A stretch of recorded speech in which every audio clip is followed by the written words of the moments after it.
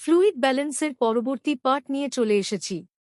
আজকের পর্বে আমরা ৩ ধরনের প্রেসার সম্পর্কে জানব যেগুলো ফ্লুইড ব্যালেন্সের সাথে সম্পর্কিত।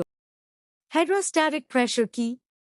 কোনো তরল তার নিজের ওজন ও তরলের ওপর কার্যকর বাহ্যিক চাপের কারণে পাত্রের দেয়াল বা তরলের সংস্পর্শে থাকা কোনো পৃষ্ঠের ওপর যে চাপ প্রয়োগ করে তাকে হাইড্রোস্ট্যাটিক প্রেসার বলে।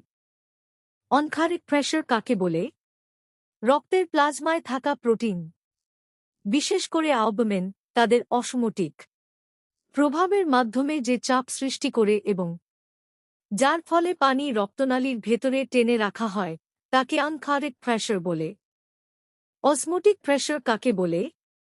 অর্ধভেদ্য ঝিল্লির এক পাশে দ্রব পদার্থের ঘনত্ব বেশি থাকলে সেই পাশে পানি নিজের দিকে টানার যে চাপ সৃষ্টি করে তাকে অসমোটিক চাপ বলে। চলুন ছবির মাধ্যমে জেনে নেই মানবদেহে ফ্লুইড ব্যালেন্স এই ৩ প্রেসার একত্রে কিভাবে কাজ করে। প্রথমে ক্যাপিলারি থেকে প্লাজমা হাইড্রোস্ট্যাটিক প্রেসার এর কারণে ইন্টারস্টেশিয়ালে যায়।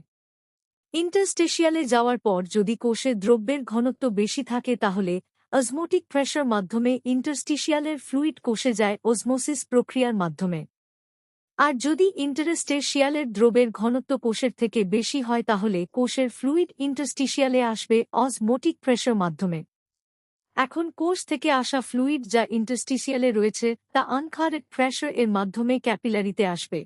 আশা করি মানবদেহে ফ্লুইড ব্যালেন্সের প্রক্রিয়া বুঝতে পেরেছেন। পরবর্তী পার্টে মোস্ট ইম্পর্ট্যান্ট টপিক স্যালাইন সম্পর্কে বিস্তারিত জানানো হবে। পরবর্তী পার্ট পেতে এখনই চ্যানেলটি সাবস্ক্রাইব করুন।